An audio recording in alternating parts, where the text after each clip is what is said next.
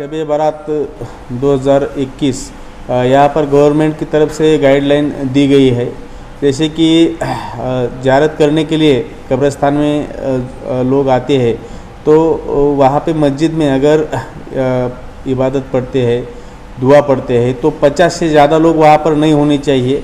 लोग आए, social distancing रखें, मास्क का यूज़ करें, सैनिटाइज़र का यूज़ करें और तुरंत ज़ियारत करके अपने अपने घरों में निकल जाए।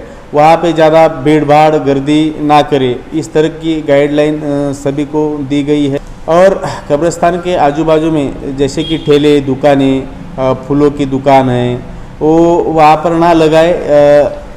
यहाँ पर गवर्नमेंट की तरफ से ये गाइडलाइन है कि सैटरडे संडे हम जो आस्थापना है वो आस्थापना जीवनावश्यक आस्थापना छोड़ के वहाँ पर खुली नहीं रख सकते।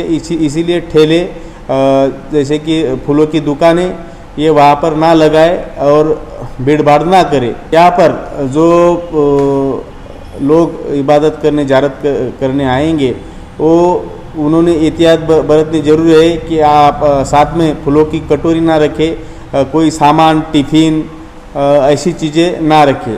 कब्रिस्तान के आसपास आने के लिए अगर खुद का व्हीकल, मोटरसाइकिल लेके आते हैं तो वो 100 मीटर के एरिया में लेके ना जाए। जहाँ पर पार्किंग की व्यवस्था की गई है वहीं पे अपना व्हीकल छोड़ के सीधे आए, ज़ियारत करे और निकल जाए। प्रशासन की तरफ से यहाँ पर जो भी गाइडलाइन दी जाएंगी उसका यहाँ पर वो पालन करें।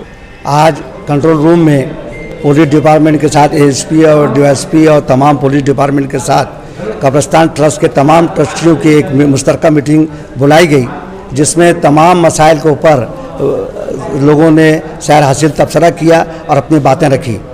हम आवाम से गुजारिश करते हैं कि इस मरतबा शब बारात के ऊपर हमारे पुलिस डिपार्टमेंट और गवर्नमेंट ने हमको सहूलत दी है, हमें अपने उस सहूलत का सही तरीके से फ़ायदा उठाना है। गवर्नमेंट ने जो हिदायत हमको दी है उसको मद्देनज़र रखते हुए अपनी मजहबी तमाम तकरीबात को हमको पूरा करना है, कब्रिस्तान आना है और अपने मरहूमीन के लिए दुआएं करना है, उनकी मग़फ़रत के लिए दुआ करना है। हमारे इस मुल्क और हमारे गांव के लिए भी, हमारे शहर के लिए भी दुआ करना है कि अल्लाह ताला ये मुज़ी मर्ज़ जो है इस दुनिया से ही ख़त्म कर दे और तमाम इंसानियत को अल्लाह ताला अच्छा रखे।